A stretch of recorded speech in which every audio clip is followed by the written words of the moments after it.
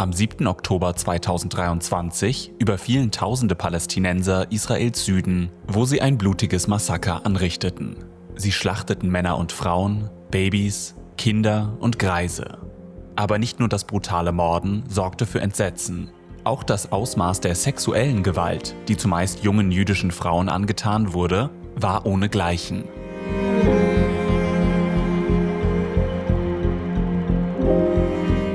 Ein Helfer berichtete, dass er eine nackte Leiche fand, in deren Genitalien ein scharfer Gegenstand steckte, und eine zweite, in deren Anus ein Gegenstand eingedrungen war.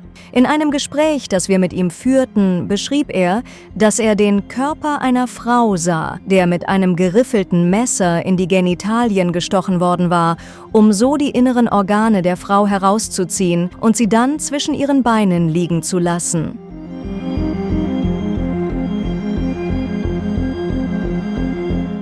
Kurz nach dem Massaker war auch ich vor Ort. Ich wertete Beweisvideos aus, ich sprach mit Augenzeugen, ich besuchte die Tatorte. Und ich erlebte hautnah, wie die erlittene Gewalt Israel veränderte und der Region den Krieg brachte. Im Zuge meiner Recherchen traf ich mich in einem schlichten Gebäude im Zentrum der Küstenstadt Tel Aviv mit Frau Dr. Klar-Chalamish, die für die regierungsunabhängige Vereinigung der israelischen Vergewaltigungskrisenzentren forscht. In Augenzeugenberichten über die Vergewaltigungen beim Nova-Festival wird auch die Amputation der Brüste mit einem Teppichmesser beschrieben. Eine andere Form des Angriffs bestand darin, dass Waffen in die Genitalien eingeführt wurden: Nägel, Granaten und Messer. Viele der Details, die Frau Dr. Klar-Chalamish recherchiert hat, sind grausam. Und doch glauben viele Menschen, dass sich das Morden und Vergewaltigen, das Foltern und Verstümmeln überhaupt nicht ereignet hat. Das Misstrauen dieser Menschen kommt nicht von ungefähr. Seit Monaten tun Unterstützer und Sympathisanten der Terrororganisation Hamas alles in ihrer Macht Stehende, um die Menschenrechtsverbrechen zu relativieren oder gar gänzlich in Zweifel zu ziehen. Im Gespräch mit Frau Dr. Klar-Chalamish fokussiere ich mich nicht nur auf das grausame Pogrom selbst. Wer erfahren will, welche Grausamkeiten sich abgespielt haben, der kann sich gerne meine Podcasts anhören, Texte lesen und Videos schauen. Ein Großteil unseres Gesprächs dreht sich um die Frage des Umgangs mit denen, die die öffentliche Meinung so geschickt manipulieren, die aus Opfern Täter machen und aus Tätern Opfer. Das Gespräch selbst habe ich auf Englisch geführt. Wenn du zum besseren Verständnis Untertitel benötigst, dann kannst du sie in den Einstellungen des Videos jederzeit einschalten. Damit ich auch in Zukunft recherchieren und von vor Ort berichten kann, brauche ich deine Unterstützung, denn unabhängiger Journalismus bleibt nur so lange unabhängig, wie Zuschauer die Arbeit auch ermöglichen.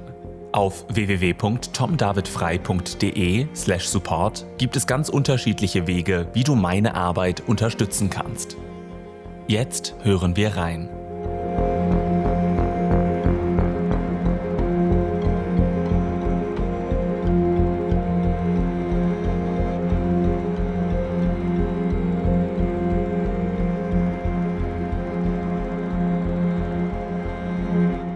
Do you remember what your first thoughts were when you heard of the massacre and the rapes? Wow, October 7th. I remember I woke up in the morning and I opened the television and we saw it live. One of our famous broadcaster, Danny Kushmaro. He talked to people in the Gaza envelope, and he talked to Ella Ben Ami, and her parents were kidnapped, and she said they took my father. I saw him in the it was Telegram or TikTok. She saw a video of him being taken to Gaza. And she whispered, she was still in the shelter, safe room, Ahmad. And it was, I just hoped that I won't go in while she's talking to Alan Kushmaro and we will hear them shooting her or killing her alive. It was, so you're watching a reality and it's not a movie and it's not fiction, it's happening now, not far from one hour from your home, and you can't believe it. And we heard about the festival, and at some point they thought that they found a lot of people from the festival, but it happened to be someone else that were going around.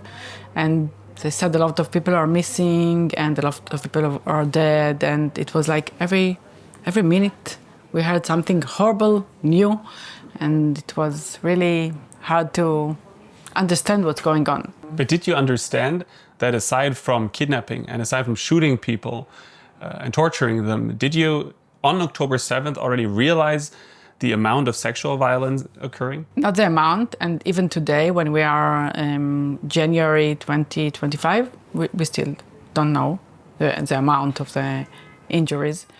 But we had some information about people from the hospitals that called us and asked what to do, and a lot of people that talked about, and first responders that went to Gaza or to from the Shura base, where they dealt with the bodies, and they said that they saw a lot of signs of rape and abuse and cutting organs and things like that. So we understood that a lot of gender-based violence and sexual violence happened. 3 days after the massacre, we wrote a letter to the Red Cross, and we wanted to meet them, and we told them, help us. We know a lot of gender-based violence happened and sexual violence, and we are worried about what's going on in captivity, and can you do something to help the hostages? What did they say? Or did they say anything at all? We went to meet them, and it was very frustrating to meet them because they were very nice. And they said, we can do nothing. We have no power to do nothing. We are just an NGO. We try to help, but we can't get to the hostages. So we are very pity for you, but we cannot do nothing. But do you feel like they did try? Do you feel like they did try enough to, for example, reach the hostages, etc.? I really don't know. We felt that the world does nothing to help us.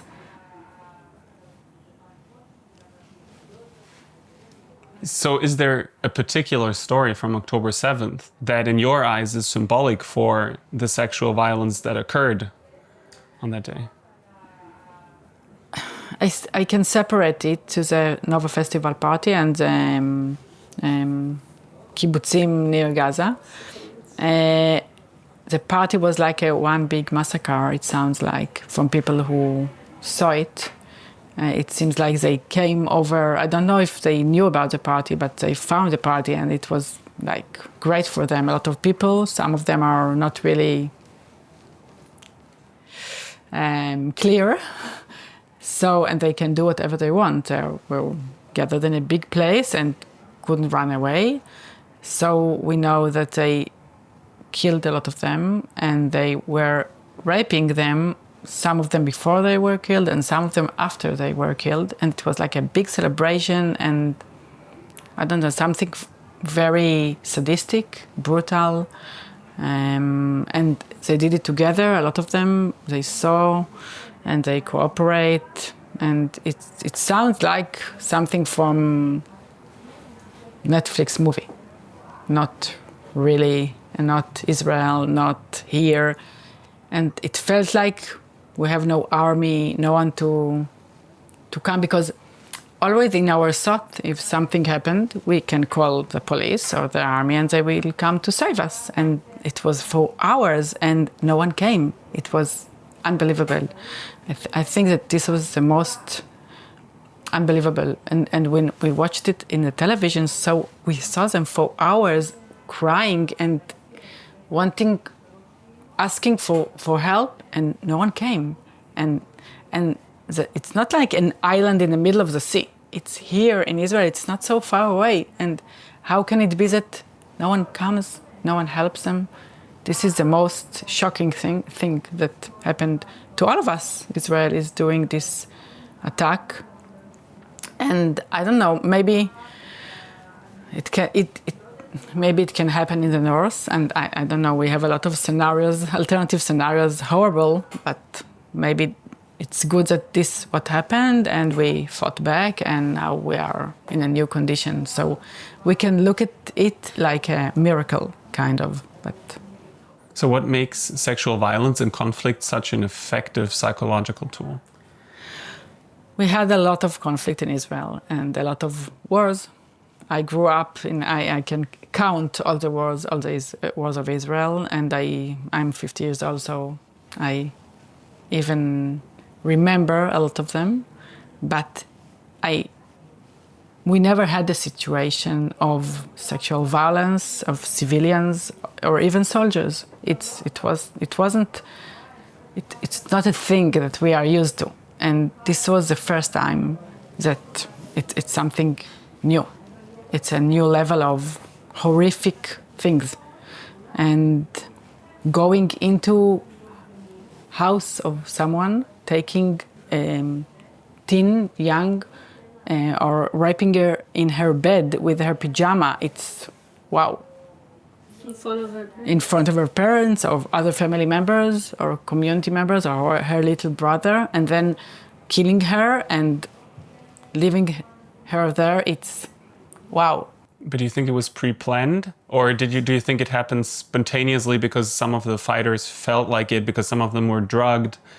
We identified 4 areas of the massacre, and it was the Nova Festival party and the kibbutzim near Gaza, IDF bases, and also in captivity. In all of those places, sexual violence happened. And we saw that the same patterns were used in all of the places. So it seems like they had a plan. And I will use hard words, but like cutting genitals. It seems like it cannot be spontaneous in the Nova Festival party, and also in the kibbutzim, and also in the IDF bases. It must be planned, or maybe they talked about it. Maybe they saw the same movie before they went to start the war, to the invasion. So I can't say what made them do it, but I can say it looks the same. And it's not common things. It's not like pointing a gun to someone and ask him to put off his clothes. It's something else. It's to decapitate heads, or to I miss a word, לקשור, to tie some bodies to each other.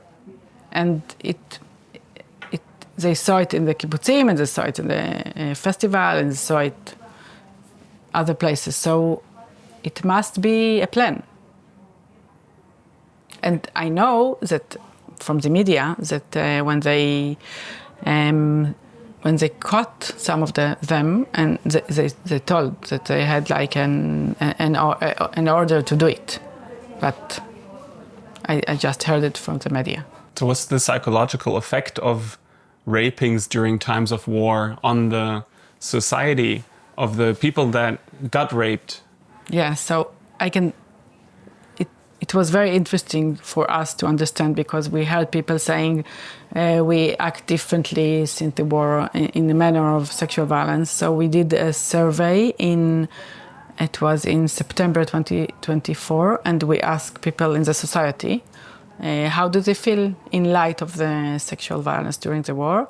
And it was, we saw that women were more affected than men. And then I can share the numbers, but people changed the way they behaved. They were afraid from going alone, or locking the door, or putting alarm, because people are afraid from this scenario of terrorists coming to their homes, houses, taking their children, raping them. It's something we didn't think of before. We were always afraid from פיגוע. How do you say פיגוע in English? Wow. Terror attack. We were always afraid from terror attack. I grew up in the 80s and 90s. A lot of buses bombed in Tel Aviv. I used to go on the bus and then looking for someone with a big backpack on his back, and then going down when I saw someone suspicious going on. So I know to be afraid of terror attack. And we have a man who look at your bag when you're going into a mall. It's always funny to me that when I'm out of Israel, no one checks my things. So we were used to it. But to think about someone going into my house and taking my children as a mother, it's new to us. And thinking about it, it's something we will need to find ways to cope with it or to heal from it, because it's a new thing. And I'm afraid that it will be a new practice of war in Israel. It's new, and maybe the next time someone will start a war, we have a lot of small wars and big wars in Israel. He will use it because it worked. You mentioned that not only girls and women were raped, but there was also men suffering from that. So, if I may ask, is there any specific cases? Was it boys or men, or do you have any information on that? Because again, usually when hearing of rape stories, you initially think of the man as the perpetrator and the woman as the victim, but you mentioned now men also being victims of this. We have information about men that were raped during the party and also in captivity. But, it's easy, not easy is a real word, for women to talk about it than men in general, and also in this case. So we know about one man that talking about his experience in the festival, in the party. He went to the media and he talked about it. And we know about more information, but I cannot talk about it. So we know it happened, but maybe one day they will go out and talk about it. But I guess that in captivity a lot of things happened. Can you provide any information on how you collect the information from the survivors? Yes. So we didn't take any information from the social media because we don't know what's real and what's not. And at the beginning of the war, it was someone made a mistake and it was a big issue about it. So we didn't take any information from the social media or from the internet. We interviewed first responders about their experience and what they thought when they came to help. And we talked to professionals, and we took a lot of formal information from the army and from the Knesset and from publications. And we took information from the media, worldwide media, and some more information that we had, but we cannot talk about it or publish. So we used everything to analyze things, and we found the categories, and we saw that everything is repeating itself. But did you yourself talk to some of the survivors? Yes. And how do you, as a researcher, what is your method of finding out whether the story, because some people doubt that the sexual violence actually occurred, whether the story is then made up or whether it is accurate?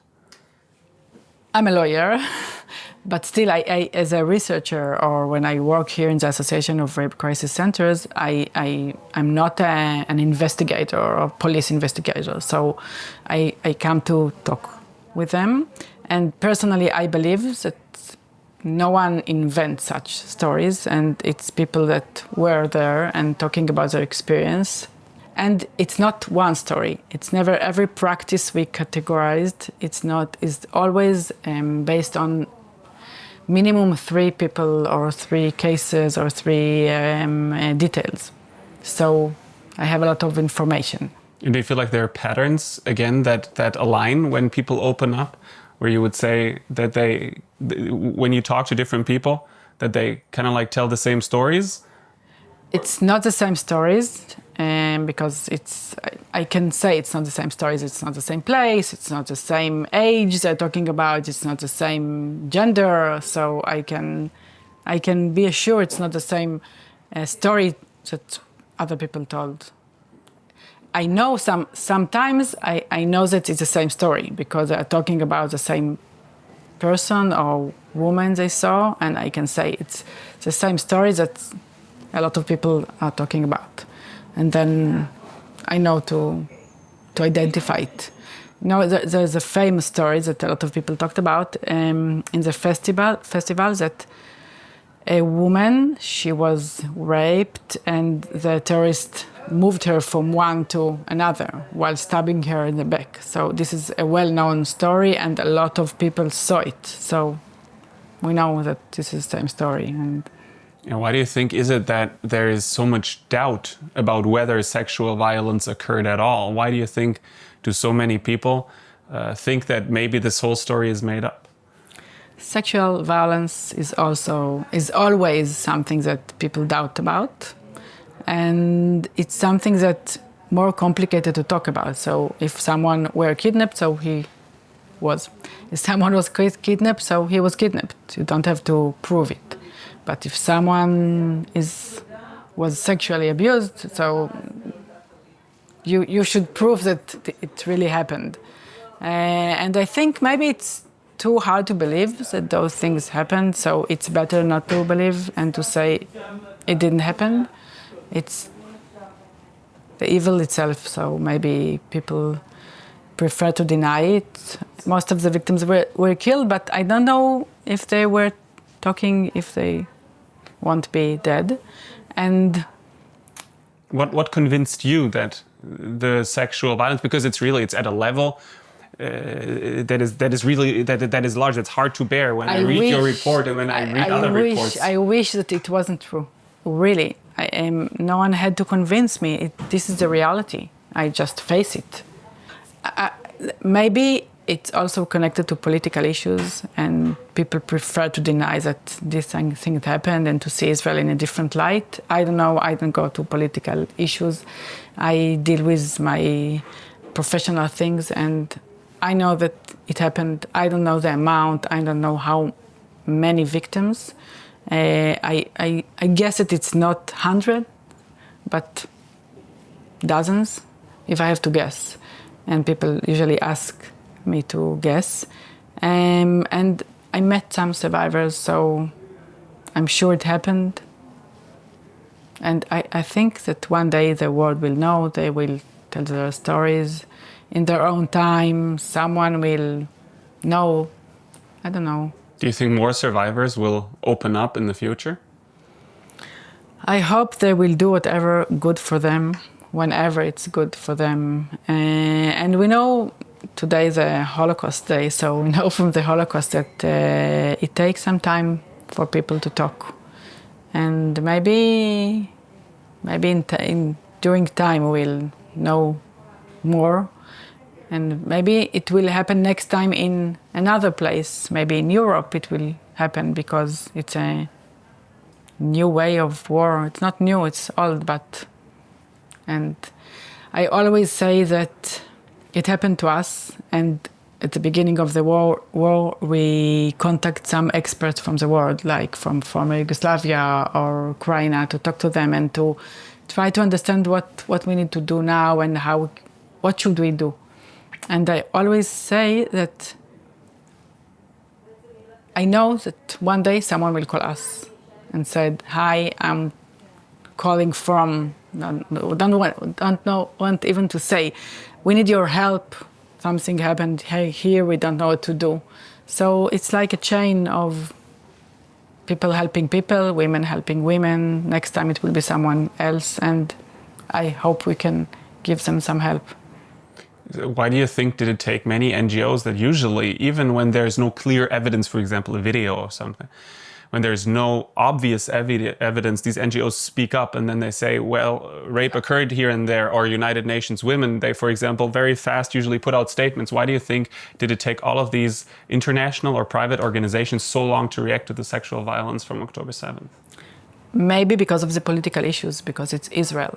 Otherwise, I don't know why.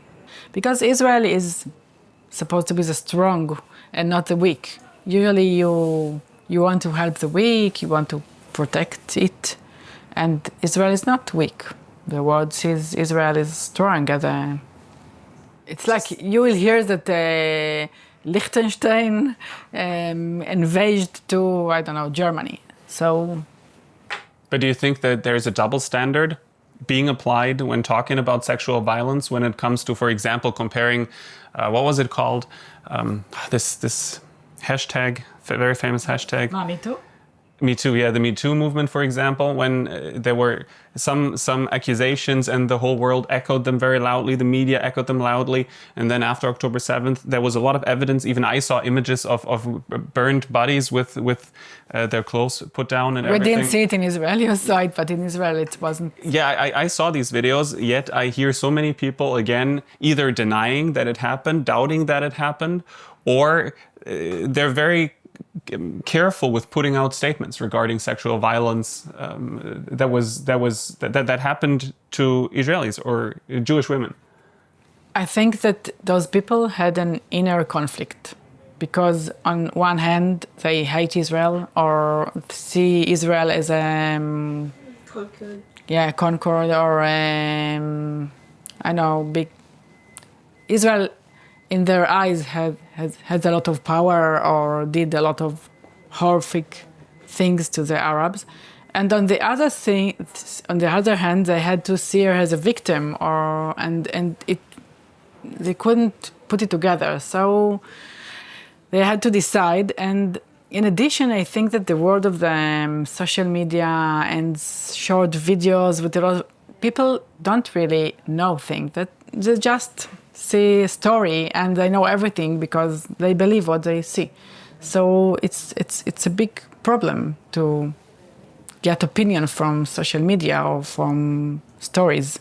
So I ask myself personally, when people say that there's no proof, then I'm asking myself, what kind of proof do they want? Do they want a photo? Do they want a video? Do they want to see it unpixeled?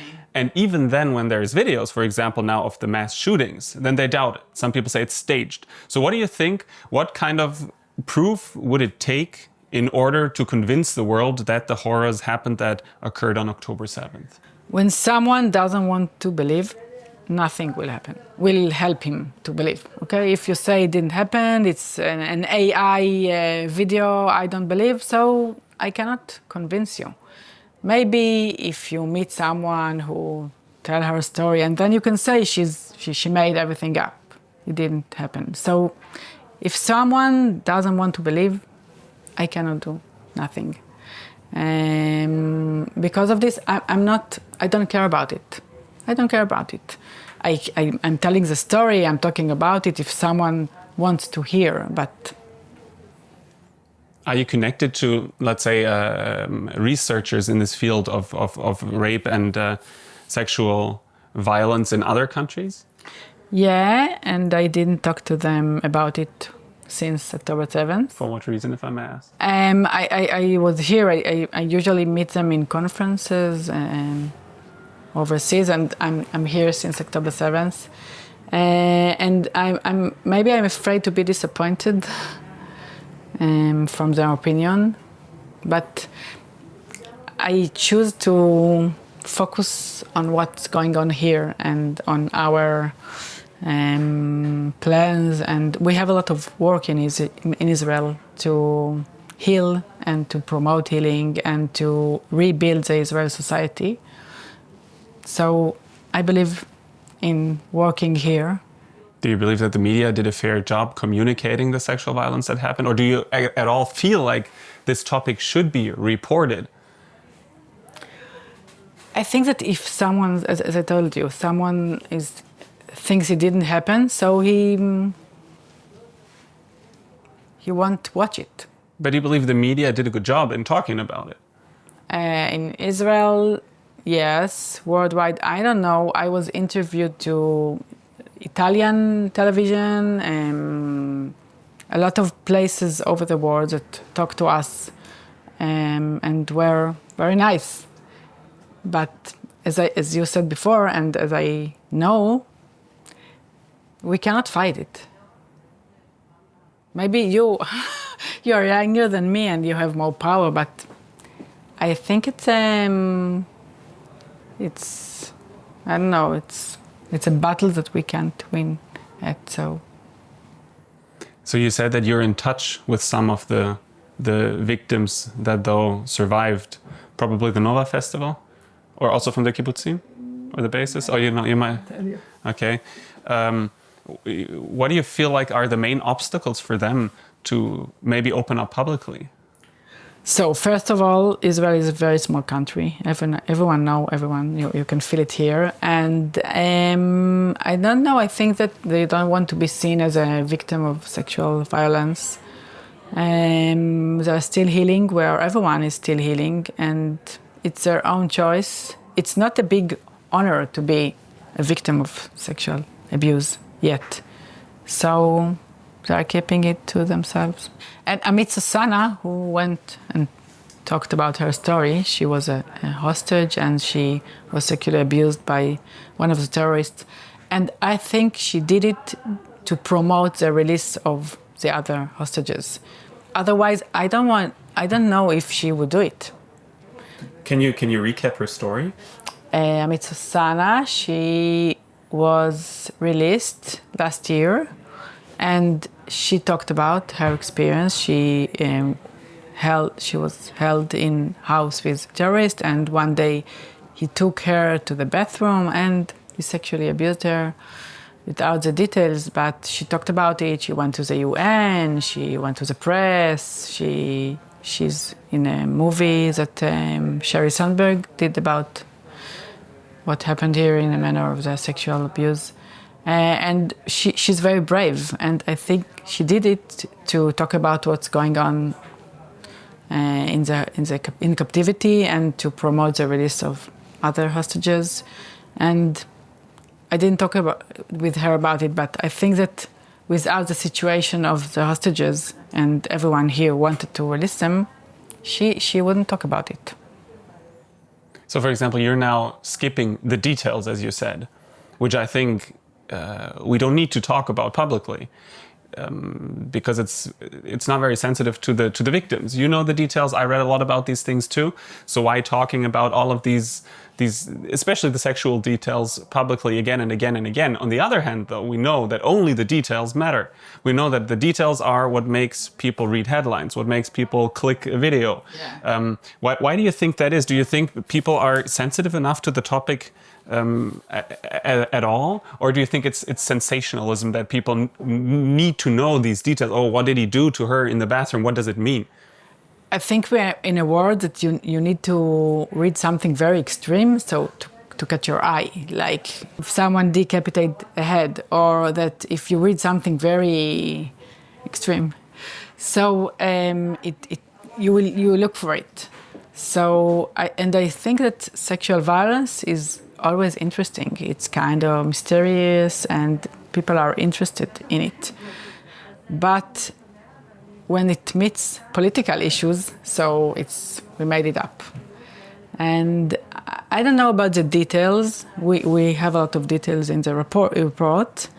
I think that testimony is very interested, so maybe in time one of them will talk about what she's been through in captivity.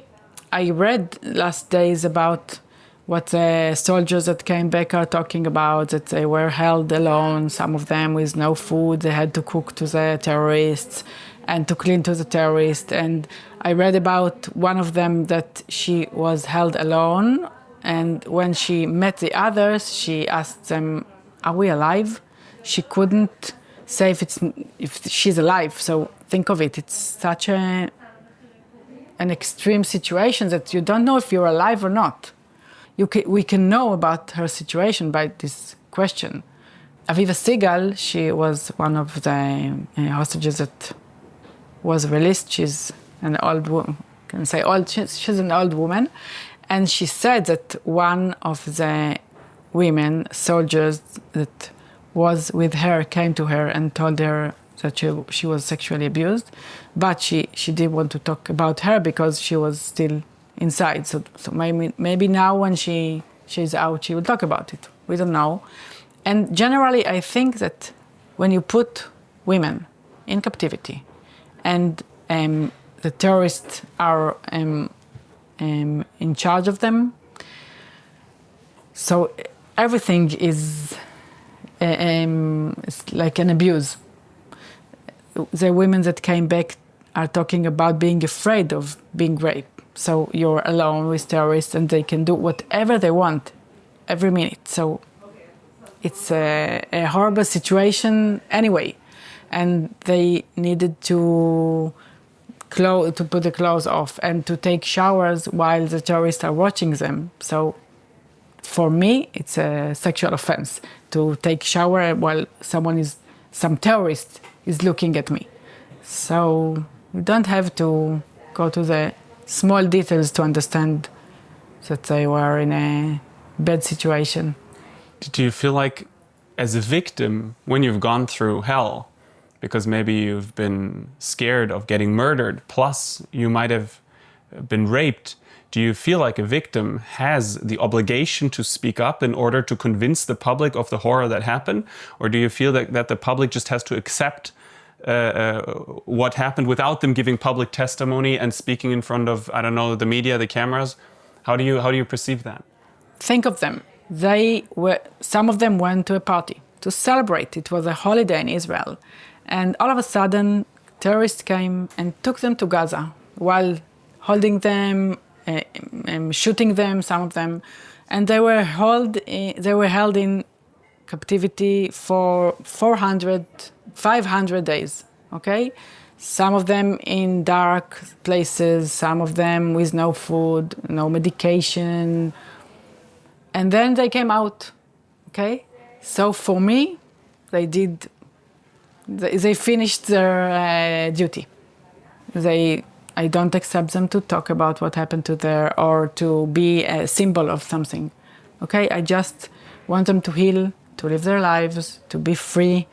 I think we, as a society, owe them a lot of things. And even when the prices that the world might not believe, they already paid the price.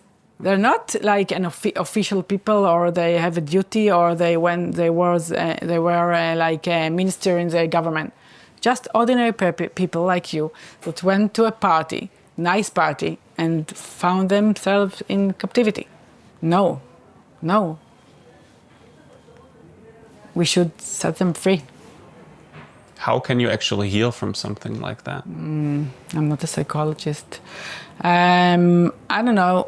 We can go back to the Holocaust and say that people healed, recovered, coped, lived their life. So maybe in this case, some of them are young, so I hope they will find a way. We know that young people can find ways to heal or recover.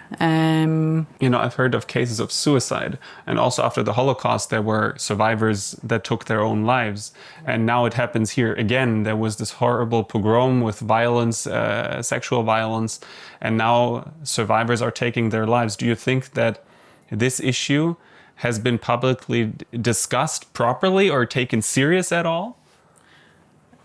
I know the Israeli government is doing a lot to help them, and I hope we have a lot of suicide issues among the survivors, and also the Israeli soldiers that come back from the war with a lot of issues and things they saw. So we need to deal with it. It's part of what I said before, that we have to heal and deal with our society and help our society and rebuild.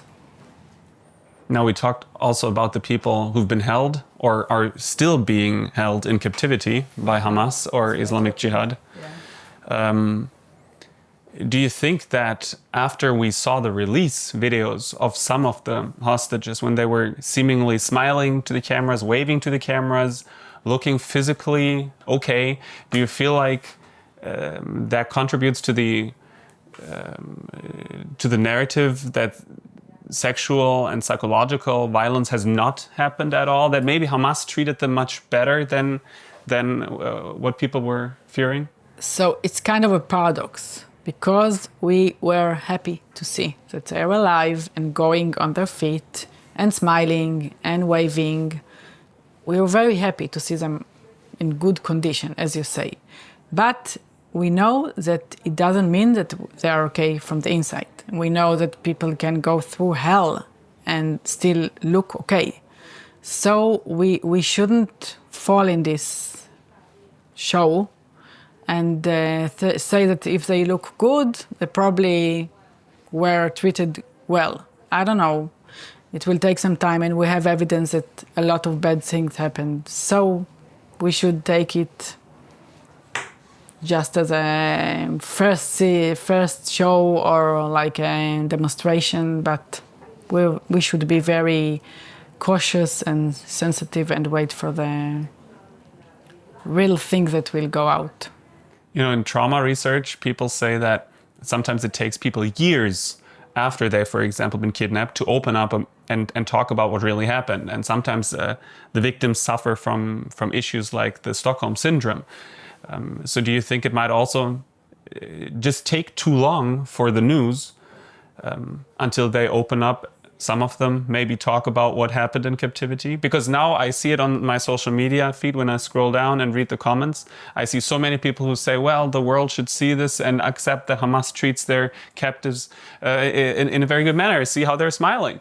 They've not been mistreated. Do you think for the news world where everything happens within seconds, I know it, for example, as a photographer, you don't even have the time to download photos to your computer and then send them to an agency. You have to do it right through the smartphone. Otherwise, your image will not be chosen. So do you think years, we're talking of years of opening up after a trauma, do you think it's just, when it comes to sexual violence cannot be properly covered by news media? First of all, we have the report of the Health Ministry of Health of Israel that they reported to the UN about things that happened in captivity. So we have an official report of the Israeli government that talked about what happened. And I hope that we will have some summary of things that had happened, because I know that the Israeli government is talking to people that came back. I know that probably they are not talking about everything, as you said, trauma situations. It takes time to talk about. In some cases, it takes time until the person itself understands what he went through. So when I balance between media and their healing, I prefer them, as I said before, and I'm sorry the world doesn't believe, but what can I do except from talking about it? So it's very frustrating, but I hope that eventually the truth will win. So one last question, if there's one message that you could communicate to the world community about the sexual violence of October 7th, what message would that be? Unfortunately, I personally know that these things happened. I wish that it didn't happen, really. It's a horrific situation and reality. And I know that in time we'll know more, and maybe the world will believe us. And maybe if you want to reveal more information, try to look for it, try to think of it yourself and not believe to the instant media. And I really hope that no one in the future will need to deal with such horrific things. Do you fear that these things might repeat? Yeah, of course, in Israel and other places in the world, yes. But do you feel like people here in Israel actively fear that now? It's a new We know, we did a survey, and we know that people in Israel are really afraid of this scenario happening again. In the north, in the east, and it can happen again. And it had such an impact that maybe someone else will want to do it again. To hurt us, to take hostages, to rape them, to treat them as a subject. I don't know. And in the end, to get away with it, because the world would not believe that it happened at all. I don't know. I don't have the solution. I just, now we have the problem. So I hope the world will be a better place. But Thank you so much for the interview. thank you for believing us.